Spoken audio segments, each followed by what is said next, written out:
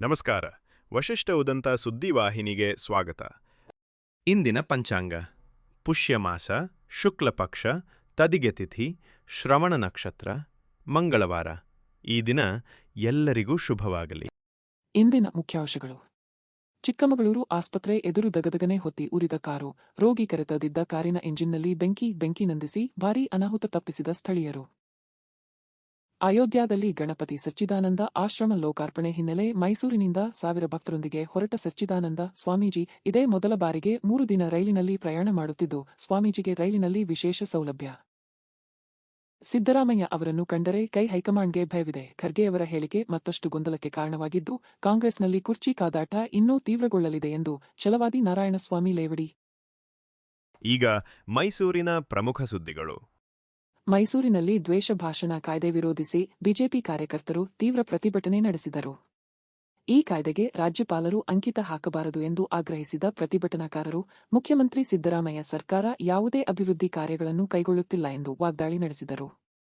ಸಿದ್ದು, ಡಿಕೆಶಿ ನಡುವೆ ಗಂಡ ಹೆಂಡತಿ ಜಗಳದಂತ ಸ್ಥಿತಿ ಇದೆ ಎಂದು ಟೀಕಿಸಿದ ಅವರು, ಈ ಬಗ್ಗೆ ಮಾತನಾಡಿದರೆ ಅದನ್ನು ದ್ವೇಷ ಭಾಷಣವೆಂದು ಪರಿಗಣಿಸಲಾಗುತ್ತದೆಯೇ ಎಂದು ಪ್ರಶ್ನಿಸಿದರು. ಸರ್ಕಾರದ ಒಳಜಗಳ ಮತ್ತು ಕುರ್ಚಿ ಗಲಾಟೆಗಳ ಬಗ್ಗೆ ಮಾತನಾಡುವುದಕ್ಕೂ ನಿರ್ಬಂಧ ಹೇರಲಾಗುತ್ತಿದೆ ಎಂದು ಆಕ್ರೋಶ ವ್ಯಕ್ತಪಡಿಸಿದರು. ದ್ವೇಷ ಭಾಷಣ ಕಾಯ್ದೆಯನ್ನು ತಕ್ಷಣ ಹಿಂಪಡೆಯಬೇಕೆಂದು ಬಿಜೆಪಿ ಕಾರ್ಯಕರ್ತರು ಸರ್ಕಾರದ ವಿರುದ್ಧ ಘೋಷಣೆ ಕೂಗಿದರು. ಬಿಜೆಪಿ ಮುಖಂಡರು ತೀವ್ರ ವಾಗ್ದಾಳಿ ನಡೆಸಿದರು. ತಮ್ಮ ಅಕ್ರಮಗಳನ್ನು ಬಯಲಿಗೆಳೆಯುವ ವಿರೋಧ ಪಕ್ಷದ ಧ್ವನಿಯನ್ನು ಮೌನಗೊಳಿಸಲು ದ್ವೇಷ ಭಾಷಣ ಕಾಯ್ದೆಯನ್ನು ಸರ್ಕಾರ ತರುತ್ತಿದೆ ಎಂದು ಆರೋಪಿಸಿದರು. ಸಿಎಂ ಡಿಸಿಎಂ ಸ್ಥಾನಕ್ಕಾಗಿ ನಡೆಯುತ್ತಿರುವ ಕಚ್ಚಾಟವನ್ನು ಜನರು ಮೌನವಾಗಿ ನೋಡಬೇಕು, ಪ್ರಶ್ನಿಸಬಾರದು ಎಂಬ ಉದ್ದೇಶದಿಂದಲೇ ಈ ಕಾಯ್ದೆ ತಂದಿದ್ದಾರೆ ಎಂದು ಟೀಕಿಸಿದರು. ಯಾವುದೇ ಅಭಿವೃದ್ಧಿ ಕಾರ್ಯಗಳು ನಡೆಯದೆ ನಾನು ಸಿಎಂ ಇನ್ನೂ ತೀರ್ಮಾನ ಆಗಿಲ್ಲ ಎಂಬ ಹೇಳಿಕೆಗಳಲ್ಲೇ ಸರ್ಕಾರ ತೊಡಗಿದೆ ಎಂದು ಹೇಳಿದರು. ಪ್ರಶ್ನೆ ಮಾಡುವ ಬಿಜೆಪಿ ಕಾರ್ಯಕರ್ತರ ಮೇಲೆ ದ್ವೇಷ ಭಾಷಣ ಪ್ರಕರಣ ದಾಖಲಿಸಿ ಜೈಲಿಗೆ ಕಳಿಸಲು ಮಾಡುತ್ತಿದೆ ಎಂದು ಆಕ್ರೋಶ ವ್ಯಕ್ತಪಡಿಸಿದರು. ಪ್ರತಿಭಟನೆ ನಡೆಸಿದ ರೈತರನ್ನು ಹೇಟ್ ಸ್ಪೀಚ್ ಕೇಸ್ ಹಾಕಿ ಜೈಲಿಗೆ ಕಳಿಸ್ತೀರಾ ಎಂದು ಪ್ರಶ್ನಿಸಿದರು. ಪಾರ್ಟಿಯ ಹೋರಾಟಕ್ಕೆ, ಸನ್ಮಾನ್ಯ ವಿಜೇಂದ್ರ ಅವರ ಹೋರಾಟಕ್ಕೆ, ಅಶೋಕ್ ಅವರ ಹೋರಾಟಕ್ಕೆ,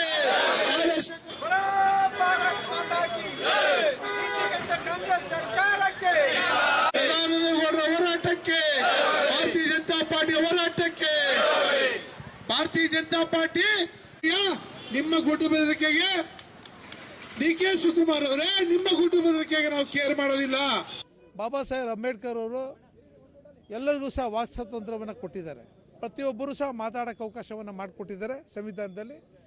ಅಂಥ ಸಂವಿಧಾನದ ವಿರುದ್ಧವಾಗಿ ನೀವು ಕಾಯ್ದೆಯನ್ನು ತಂದಿರೋದಾದರೂ ಯಾಕೆ?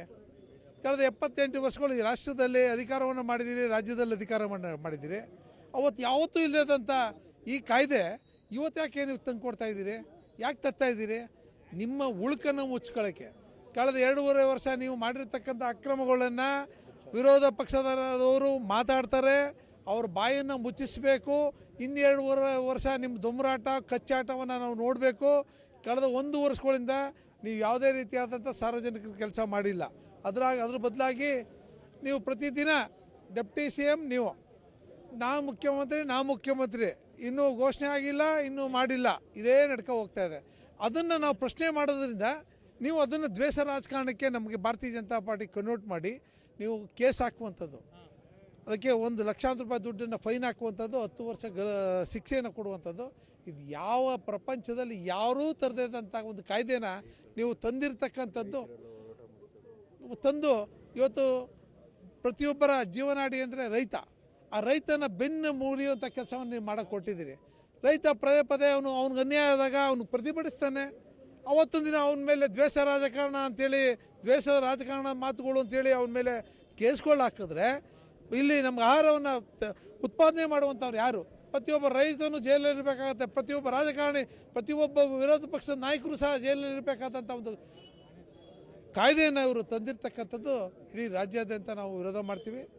ಮೈಸೂರಿನಲ್ಲಿ ಡಿಸೆಂಬರ್ 22ರಂದು ಗಣಪತಿ ಸಚ್ಚಿದಾನಂದ ಸ್ವಾಮೀಜಿ ನೇತೃತ್ವದಲ್ಲಿ ಅಯೋಧ್ಯ ಪ್ರವಾಸಕ್ಕೆ ವಿಶೇಷ ರೈಲು ಯಾತ್ರೆಗೆ ಚಾಲನೆ ನೀಡಲಾಯಿತು.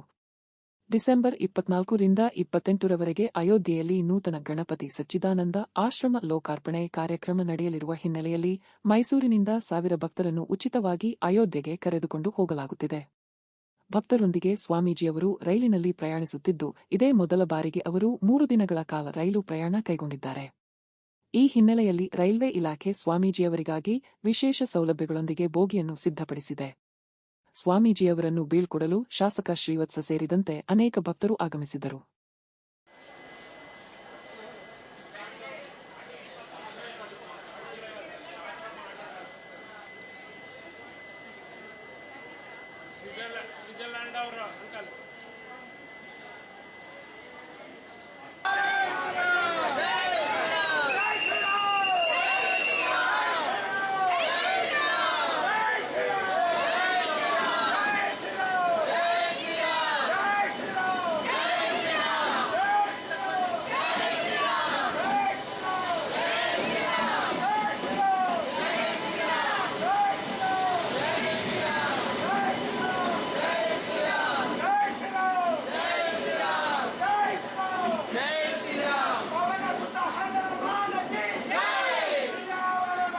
ಅಯೋಧ್ಯೆ ರಾತ್ರಿ ಪೀಠದಿಂದ ಹೊರಟಿರುವ ವಿಶೇಷ ರೈಲಿನಲ್ಲಿ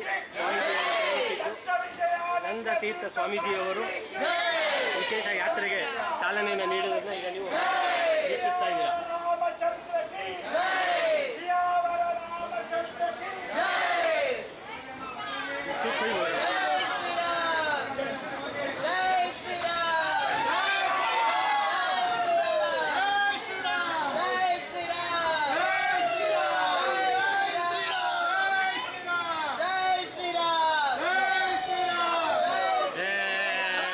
ಈಗ ಹಾಸನದ ಪ್ರಮುಖ ಸುದ್ದಿಗಳು. ಹಾಸನ ಜಿಲ್ಲೆಯ ಬೇಲೂರು ಹಳೆಬೀಡು ಮುಖ್ಯ ರಸ್ತೆಯ ಬದಿಯಲ್ಲಿ ಚಿರತೆ ಕಾಣಿಸಿಕೊಂಡ ಘಟನೆ ಆತಂಕಕ್ಕೆ ಕಾರಣವಾಗಿದೆ. ಬೇಲೂರು ತಾಲ್ಲೂಕಿನ ಬಸವರಾಜಪುರ ಹಳೆಬೀಡು ಸಮೀಪ ಡಿಸೆಂಬರ್ 22ರ ರಾತ್ರಿ ಸುಮಾರು 10:30ರ ವೇಳೆಗೆ ಚಿರತೆ ಬೀದಿ ಶ್ವಾನದಂತೆ ರಸ್ತೆ ಬದಿಯಲ್ಲಿ ಕುಳಿತಿರುವುದು ಕಂಡುಬಂದಿದೆ. ಈ ವೇಳೆ ರಸ್ತೆಯಲ್ಲಿ ಸಂಚರಿಸುತ್ತಿದ್ದ ಪ್ರಯಾಣಿಕರು ಮೊಬೈಲ್ ಫೋನ್ನಲ್ಲಿ ಚಿರತೆಯ ದೃಶ್ಯವನ್ನು ಸೆರೆಹಿಡಿದಿದ್ದಾರೆ. ವಾಹನವನ್ನು ನೋಡಿ ಚಿರತೆ ಓಡಿ ಹೋಗಿದೆ. ಚಿರತೆ ಕಾಣಿಸಿಕೊಂಡ ಸುದ್ದಿ ಹರಡುತ್ತಿದ್ದಂತೆ ಸ್ಥಳೀಯರಲ್ಲಿ ಭಯ ಮೂಡಿದೆ. ಅರಣ್ಯ ಇಲಾಖೆ ತಕ್ಷಣ ಕ್ರಮ ಕೈಗೊಂಡು ಚಿರತೆಯನ್ನು ಹಿಡಿದು ಸುರಕ್ಷಿತವಾಗಿ ಅರಣ್ಯ ಪ್ರದೇಶಕ್ಕೆ ಸ್ಥಳಾಂತರಿಸಬೇಕು ಎಂದು ಸಾರ್ವಜನಿಕರು ಆಗ್ರಹಿಸಿದ್ದಾರೆ. ರಾತ್ರಿ ಸಮಯದಲ್ಲಿ ಸಂಚರಿಸುವವರಿಗೆ ಎಚ್ಚರಿಕೆ ವಹಿಸುವಂತೆ ಸೂಚಿಸಲಾಗಿದೆ.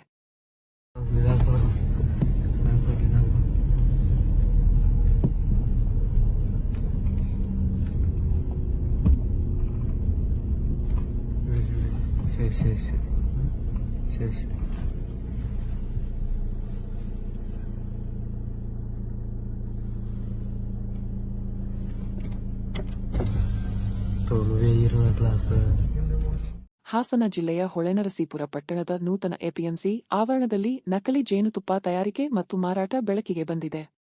ಅನ್ಯ ರಾಜ್ಯಗಳಿಂದ ಬಂದಿರುವ 25ಕ್ಕೂ ಹೆಚ್ಚು ಕುಟುಂಬಗಳು ತಾತ್ಕಾಲಿಕವಾಗಿ ನೆಲೆಸಿದ್ದು, ಜೇನುಗೂಡುಗಳಿಂದ ಸಂಗ್ರಹಿಸಿದ ಜೇನುತುಪ್ಪಕ್ಕೆ ಸಕ್ಕರೆ, ಪಾಕ ಹಾಗೂ ಬೆಲ್ಲ ಮಿಶ್ರಣ ಮಾಡಿ ಸಾರ್ವಜನಿಕರಿಗೆ ಮಾರಾಟ ಮಾಡುತ್ತಿದ್ದರೆಂಬ ಆರೋಪ ಕೇಳಿಬಂದಿದೆ. ಪ್ಲಾಸ್ಟಿಕ್ ಪೈಂಟ್ ಡಬ್ಬೆಗಳಂತಹ ಅಸುರಕ್ಷಿತ ಪಾತ್ರೆಗಳಲ್ಲಿ ಜೇನುತುಪ್ಪ ಸಂಗ್ರಹಿಸಿ ಕಲಬೆರಕೆ ಮಾಡಲಾಗುತ್ತಿತ್ತು ಎನ್ನಲಾಗಿದೆ. ಅಸ್ವಚ್ಛ ಪರಿಸರದಲ್ಲಿ ಈ ಚಟುವಟಿಕೆ ನಡೆಯುತ್ತಿದ್ದು, ಆಹಾರ ಸುರಕ್ಷತೆ ಬಗ್ಗೆ ಆತಂಕ ಮೂಡಿದೆ.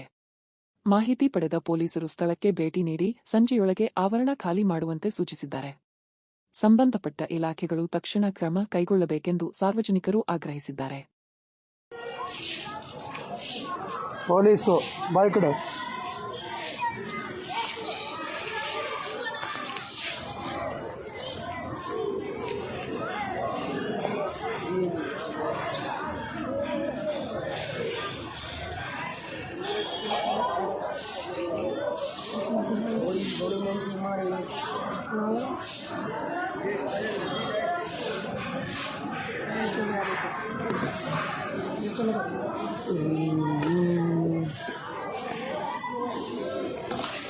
ಕಳಿಸು. हो गया.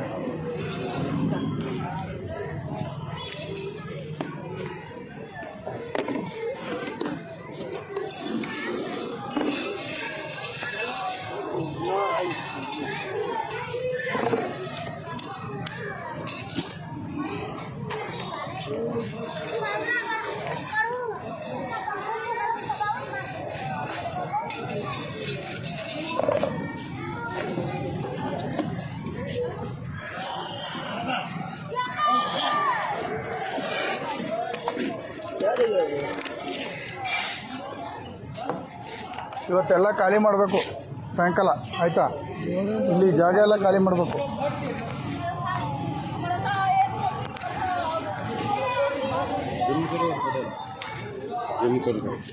ಈಗ ಚಿಕ್ಕಮಗಳೂರಿನ ಪ್ರಮುಖ ಸುದ್ದಿಗಳು. ಚಿಕ್ಕಮಗಳೂರಿನಲ್ಲಿ ಮಾತನಾಡಿದ ಮಾಜಿ ಮುಖ್ಯಮಂತ್ರಿ ಎಚ್.ಡಿ. ಕುಮಾರಸ್ವಾಮಿ, ರೈತರ ಆರ್ಥಿಕತೆ ಬಲಪಡಿಸುವುದು ನನಗೆ ಸ್ಪಷ್ಟವಾಗಿ ಗೊತ್ತಿದೆ ಎಂದು ಹೇಳಿದರು. ಸರ್ಕಾರ ನೀಡುತ್ತಿರುವ ತಿಂಗಳಿಗೆ 2,000 ರೂಪಾಯಿ ಯಾರಪ್ಪನ ಮನೆಯ ದುಡ್ಡು ಎಂದು ಪ್ರಶ್ನಿಸಿದ ಅವರು, ಇದರಿಂದ ಒಂದೇ ಒಂದು ಅಭಿವೃದ್ಧಿಯೂ ಆಗಿಲ್ಲ ಎಂದು ವಾಗ್ದಾಳಿ ನಡೆಸಿದರು. ರೈತರ ಸ್ಥಾಯಿ ಅಭಿವೃದ್ಧಿಗೆ ಪಂಚಾಯಿತಿ ಮಟ್ಟದಲ್ಲೇ ಬಲ ತುಂಬಬೇಕಿದೆ ಎಂದರು. ರೈತರ ಉತ್ಪನ್ನಗಳಿಗೆ ಉತ್ತಮ ಬೆಲೆ ಸಿಗಬೇಕಾದರೆ ಗೋಡೌನ್ಗಳು, ಕೋಲ್ಡ್ ಸ್ಟೋರೇಜ್ಗಳು ಹಾಗೂ ಸಮರ್ಪಕ ಮಾರುಕಟ್ಟೆ ಸೌಲಭ್ಯಗಳನ್ನು ನಿರ್ಮಿಸುವುದು ಅಗತ್ಯ ಎಂದು ಹೇಳಿದರು. ಕೇವಲ ಹಣ ಹಂಚಿಕೆಯಿಂದಲ್ಲ, ಮೂಲಸೌಕರ್ಯ ಅಭಿವೃದ್ಧಿಯಿಂದಲೇ ರೈತರ ಬದುಕು ಸುಧಾರಿಸುತ್ತದೆ ಎಂದು ರಾಜ್ಯ ಸರ್ಕಾರದ ನೀತಿಯನ್ನು ತೀವ್ರವಾಗಿ ಟೀಕಿಸಿದರು. ನನ್ನ ರೈತರು ಕೈ ಒಡ್ಡದೆ ನಮ್ಮ ಕಾಫಿ ಬೆಳೆಗಾರರು ಒಂದ್ ಕಡೆ ಇರಲಿ, ಅಲ್ಲಿ ಬೇರೆ ಕಡೆ ನೋಡ್ತಾ ಇದೀವಲ್ಲ, ಮೆಕ್ಕೆಜೋಳ ಬೆಳೆಯೋನು, ತೊಗರಿ ಬೆಳೆಯೋನು, ಉದ್ದು ಬೆಳೆಯೋನು ಕಥೆ ಎಲ್ಲ ನೋಡ್ತಾ ಇದೀವಿ. ಆ ಕೃಷಿ ವಲಯದಲ್ಲೂ ಯಾವುದೇ ಕಾರಣಕ್ಕೂ ಆ ರೈತನ ಆರ್ಥಿಕ ಶಕ್ತಿಯನ್ನು ಯಾವ ರೀತಿ ತುಂಬಬೇಕು ಅಂತಕ್ಕಂಥದ್ದು ನನ್ನ ಯೋಚನೆ ಇದೆ. 2,000 ರೂಪಾಯಿ ಮರಳಾಗಬೇಡಿ, ಕೈ ಜೋಡಿಸಿ ಮನವಿ ಮಾಡಿ. ಯಾರಪ್ಪನ ಮನೆ ಕಟ್ಟಿದ್ರು 2,000 ರೂಪಾಯಿ ಏನ್ ಮಾಡ್ತೀವಿ? 2,000 ರೂಪಾಯಿ ಒಂದು ಅಭಿವೃದ್ಧಿ ಕಾರ್ಯಕ್ರಮಗಳು ಮಾಡಕ್ಕೆ ನಮ್ಮ ರಾಜಣ್ಣ ಇದೆ. ನಾನು ಸರ್ಕಾರದ ಕಾರ್ಯಕ್ರಮದ ಬಗ್ಗೆ ಹೇಳ್ತಾ ಇದ್ದೀನಿ, ಬೇಜಾರು ಮಾಡ್ಕೋಬೇಡಿ. ಹೇಗೆಂದ್ರೆ ನಮಗೂ ಬೇಕಾಗಿರೋದು ಶಾಶ್ವತವಾದಂತ ಪರಿಹಾರ ತಂದುಕೊಡ್ಬೇಕು ನನಗೆ. ಪಂಚಾಯಿತಿಯ ಕೇಂದ್ರ ಕಚೇರಿನಲ್ಲಿ ಈ ರಾಜ್ಯದಲ್ಲಿ 5,600-700 ಪಂಚಾಯಿತಿಗಳಿವೆ. ಆ ಪಂಚಾಯಿತಿಯನ್ನ ಯಾವ ರೀತಿ ನಾವು ಶಕ್ತಿ ತುಂಬಿ ನನ್ನ ರೈತನಿಗೆ ಆ ಪಂಚಾಯಿತಿ ಮುಖಾಂತರ ಅವನು ಸಾಲಗಾರನಾಗದೆ ಬೇರೆಯವ್ರ ಹತ್ರ ಹೋಗಿ ಸರ್ಕಾರದಿಂದ ಅವನಿಗೆ ಯಾವ ರೀತಿ ಬದುಕನ್ನ ಕಲಿಸಬೇಕಾಗಿದೆ, ಗೋಡನ್ಗಳೇನು ಕಟ್ಟಬೇಕು, ಅಲ್ಲಿಂದ ಕೋಲ್ಡ್ ಸ್ಟೋರೇಜ್ಗಳನ್ನು ಯಾವ ರೀತಿ ಕಟ್ಟಬೇಕು, ಮಾರುಕಟ್ಟೆ ಯಾವ ರೀತಿ ಸೃಷ್ಟಿ ಮಾಡಿಕೊಡ್ಬೇಕು ರೈತನಿಗೆ, ಇದು ನಮಗೆ ಬೇಕಾಗಿದೆ. ಚಿಕ್ಕಮಗಳೂರು ನಗರದ ಅರಳುಗುಪ್ಪೆ ಮಲ್ಲೇಗೌಡ ಸರ್ಕಾರಿ ಜಿಲ್ಲಾ ಆಸ್ಪತ್ರೆ ಎದುರು ಕಾರಿಗೆ ಆಕಸ್ಮಿಕವಾಗಿ ಬೆಂಕಿ ಹೊತ್ತಿಕೊಂಡ ಘಟನೆ ನಡೆದಿದೆ. ರೋಗಿಯನ್ನು ಆಸ್ಪತ್ರೆಗೆ ಕರೆತರುವ ವೇಳೆ ಮಾರುತಿ ಕಾರಿನ ಇಂಜಿನ್ ಭಾಗದಲ್ಲಿ ಬೆಂಕಿ ಕಾಣಿಸಿಕೊಂಡಿದ್ದು, ಕ್ಷಣಾರ್ಧದಲ್ಲಿ ಕಾರಿನ ಮುಂಭಾಗ ಸಂಪೂರ್ಣವಾಗಿ ಸುಟ್ಟು ಕರಕಲಾಗಿದೆ. ಕಾರಿನಲ್ಲಿದ್ದವರನ್ನು ತಕ್ಷಣ ಕೆಳಗಿಳಿಸಿದ ಕಾರಣ ದೊಡ್ಡ ಅನಾಹುತ ತಪ್ಪಿದೆ. ಸ್ಥಳೀಯರಾದ ಬ್ಲಾಕ್ ಕಾಂಗ್ರೆಸ್ನ ರೂಬೆನ್ ಆಕ್ಸಿಜನ್ ಸಿಲಿಂಡರ್ ಬಳಸಿ ಮೊದಲಿಗೆ ಬೆಂಕಿ ನಂದಿಸಲು ಪ್ರಯತ್ನಿಸಿದರು. ನಂತರ ರಾಜೇಶ್ ನೀರು ಹಾಕಿ ಬೆಂಕಿ ನಂದಿಸುವಲ್ಲಿ ಯಶಸ್ವಿಯಾದರು. ಮಾಹಿತಿ ಪಡೆದ ಅಗ್ನಿಶಾಮಕ ದಳ ಸ್ಥಳಕ್ಕೆ ಧಾವಿಸಿ ಪರಿಸ್ಥಿತಿ ನಿಯಂತ್ರಿಸಿತು. ಈಗ ರಾಜ್ಯ ಮತ್ತು ರಾಷ್ಟ್ರೀಯ ಸುದ್ದಿಗಳು.